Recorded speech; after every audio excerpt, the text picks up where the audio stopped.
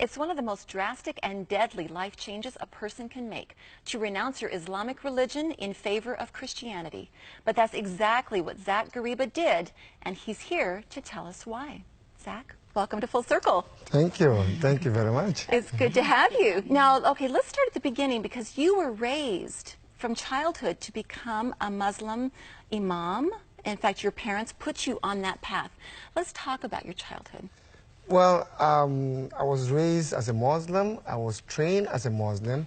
My parents picked me somehow. I'm not sure why my parents picked me to be the imam of the family. So I grew up as an imam. I grew up as a Muslim guy, and I've been to the Arabic school.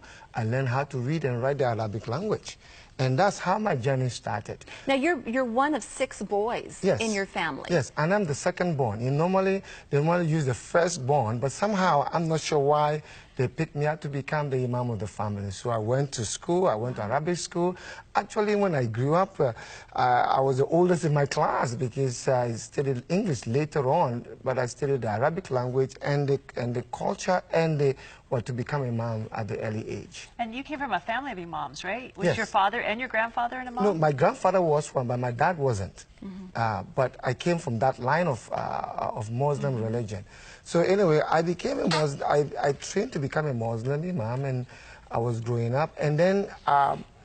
Zach, sorry, give us context. What is an imam? Like, what would you be doing as an imam, as a leader? An imam is somebody who has his own mosque, has a follower, just like a pastor has his own follower. It's just like a church, but we call it a mosque.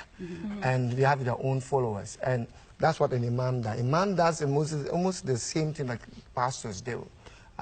But since I was trained to become an imam, I went to a place called Nigeria. So I went to Nigeria and I became an imam of this particular mosque. And I loved what I was doing. I was enjoying what I was doing. I met these Christian friends. I have no idea who these Christian guys were, but I met these Christian friends, and we started talking. They brought their Bible. I brought my Quran, and I started debating with them. I started arguing with them. I started to tell them that, you know what, the Bible is, the Quran is much stronger than the Bible. But unfortunately, we went back and forth, and well, I kept beating them up. Anytime they come and they bring the Bible, and I argue with them and I beat them up. But to cut more to... When you say beat them up, you mean you out-argued them? You out-argued them? Yeah, I actually, yeah, you didn't actually beat them up. I physically beat them up. I physically beat them up. Like you would punch them? Yeah, because I was so mad. Okay. Well, it's good to make that difference. But anyway, but what happened was that we started arguing back and forth. I wanted to get rid of them because they're so quiet, and I wanted to get rid of them. So the way I could get rid of them, to find ways to get rid of them. So they asked me if I could go and drop them at the place whereby they have this Christian meeting. And just go and drop them. I said, well, if that's what you want me to do, oh, I'll do that. So in Africa, we don't have phones. Okay. So we planned this 6 months in advance. So I went to this beautiful, I took them to this place. But meanwhile, my landlady has a little girl who's 12 years old, who's paralyzed from her waist to her foot. So on that day, since I have no choice, I carried her with me to the stadium. So you're babysitting this little girl, and you forgot you were supposed to drive them, so you had to take her with you to drive them to the So you got your Christian, quiet friends and a little 12-year-old girl who's paralyzed. Who's paralyzed from her waist to her foot. In your car. Yeah. Going to a big stadium where somebody was speaking at this place, just to go and drop them. So I got to this stadium, and I parked at the back of the stadium, but meanwhile, in the back of the stadium, there's a speaker facing me. And this guy and the speaker was saying, Jesus, Jesus. I didn't know what it was all about. I knew that I was going to speak about Christians, and they were speaking about Christian meeting. But as I parked at the back of the stadium, something did happen. The girl wanted to come out of the car. Now, you were stuck there. You wanted to just leave. That's right. But you were surrounded by cars. So yeah, because I parked the car, and I wanted to find somebody who could give me the direction. But people thought I parked the car, so people park around me, and they blocked me in the back of the stadium. So now anywhere. I can't go anywhere. I'm just... You're trapped. And moreover... That's the key of what to do. Pack everybody in, lock them in, trap them in. I think the problem was, because I'm the imam in that neighborhood, everybody knew me. So I'm nervous now. I didn't want them to know that I'm in this Christian meeting. So I've been trying to hide my face. But the problem is, this girl, it was so hot, but this girl wanted to walk on the stage, walk to this bench. So I was taking her to this bench. As I was taking her to this bench, and so you carried her because she was paralyzed from the waist down. Yeah, I carried her in my arms. But as I was walking to the stage, and something happened. This guy started speaking on this speaker, and he started saying, "Jesus, Jesus, Jesus." But I would try to close my ears; it's not working. But as I was walking faster, this girl's leg moved.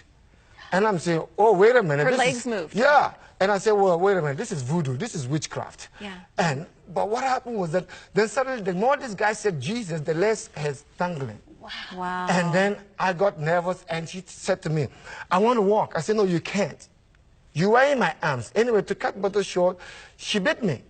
Because she wanted to get down. You were not putting her down. I have the scar here.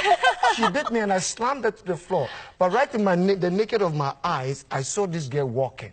And was she paralyzed from birth? Yes.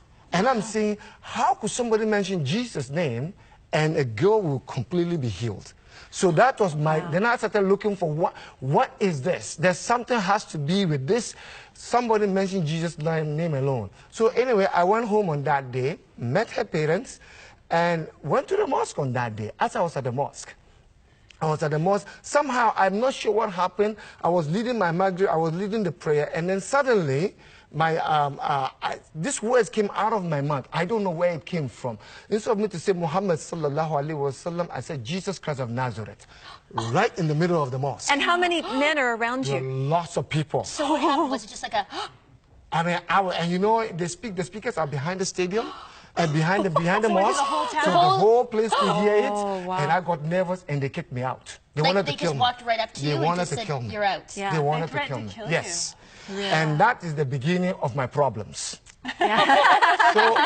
So my older brother helped me to come to Canada.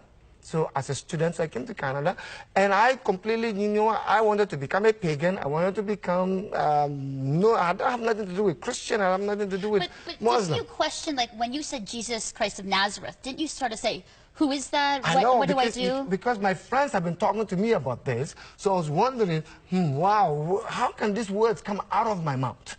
Even I didn't plan it. I never knew it was going to come out of my mouth. I was going to say something else, but something else came out of my mouth. But I remember on January 3rd, 1997, that is so pivotal for me. I was in my room, and I planned on that day to kill myself. I was really going to end my life because my parents deserted me. They have nothing to do with me. They made a funeral for me. Everything was just crashing down. So on January 3rd, I planned to kill myself. And as I was planning to kill myself, I said 3 o'clock in the morning, I had the pills and everything ready. 3 o'clock in the morning, and I had a door knock at my door. And I was so angry. I went to the door, there was nobody there. I said, that is strange. In Canada, people have phones. They call you ahead of time. Anyway, I had a second knock. And I went there, and the third then, and I said, you know what, maybe the person is going to knock the third. And so I started thumping my foot so that the person would think I'm walking back to the bed. But I stood there, and I heard this knock, bang, bang, bang. And I opened the door, and I heard this voice that I've never heard in my life. It says, your mother and father forsake you, I'll be there for you. And I look around, and I said, oh, now I'm hearing voices. Who is this? Who is this guy? He said, I am Jesus. Now I'm calling you to do something else. I said, wait a minute. I mentioned Jesus Christ of Nazareth in the mosque. I got myself into trouble. I don't want to have anything to do with you. He said, I am the God of Abraham, Isaac, and Jacob. I'm ready to help you. And that was the beginning of my life. Wow.